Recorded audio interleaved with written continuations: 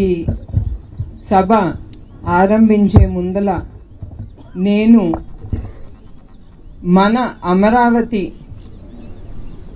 రైతుల అక్కా చెల్లెలు ప్రతి ఒక్కరికి నా పాదాభివందనాలు. ఎందుకంటే మీరు 1500 రోజుల నుంచి ఈ పోరాటం చేస్తానే ఉన్నారు. ఒక్క అడుగు మీరు వెనకేయకుండా ముందుకెళ్తున్నారు. అది మీలో ఉండే గొప్పతనం, అదే మన మహిళ శక్తిలో ఉండే గొప్పతనం. ఈ ప్రభుత్వం గాని పోలీసు వాళ్ళు గాని చాలా అక్రమంగా మహిళలతో చాలా హింసించారు కూడా. వాళ్ళు ఒక మహిళ అనేది ఆలోచించకుండా కూడా వాళ్ళు ఆ టైం అప్పుడు వాళ్ళు ఆడాల్ని ఈడ్చుకెళ్లి లాగి గిచ్చి అసలు ఒంటి మీద బట్ట కూడా సరిగ్గా ఉందా అని కూడా చూడకుండా ఆ పోలీస్ వ్యాన్ లో ఎక్కించి వాళ్ళని పోలీస్ స్టేషన్ కి తీసుకెళ్లి రోజుల తరబడిగా వాళ్ళ మీద తప్పుడు కేసులు పెట్టి ఏమి సాధించారో నాకైతే అర్థం కావట్లేదు. ఒక ఆడది 24 గంటల కంటే కూడా 24 గంటల కంటే కూడా వాళ్ళు ఉంచకూడదు అకార్డింగ్ టు ద రూల్స్. అట్లాంటిది ఆడాల్ని తీసుకెళ్లి వాళ్ళ ఇష్టంగా రోజు తరబడి పెట్టుకుని రాత్రులు కూడా పోలీస్ స్టేషన్ లో ఉంచి, ఇది వాళ్ళు చేసిన అక్రమాలు.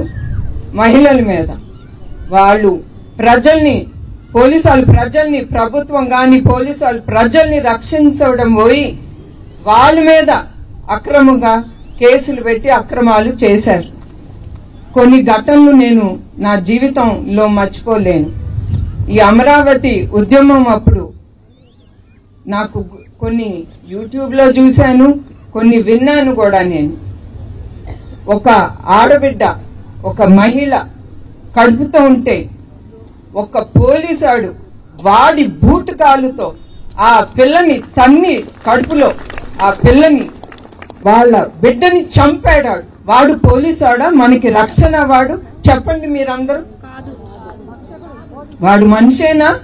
వాడు మనకేం రక్షణ చేస్తాడు? వాడు అది నేను అడుగుతున్నా, మీరందరూ కూడా ఆలోచించాలి.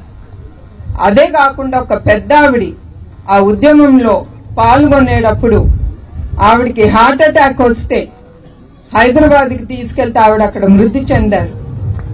ఆవిడని తిప్పి వాళ్ళ అత్తగారింటికి దహన సంస్కారం చేయాలని అనుకున్నప్పుడు వాళ్ళు రానివ్వలేదు. ఆవిడని తీసుకెళ్లి వాళ్ళ పుట్టింట్లో చేయాల్సి వచ్చింది. ఇది ఇట్లా చెప్పుకుంటా పోతే సంవత్సరాలు కూడా చాలు వాళ్ళు చేసిన అక్రమం, ఈ ప్రభుత్వం మహిళల మీద చేసిన అక్రమాలు. సో మీరందరూ నాతో పాటు చేయగలిగి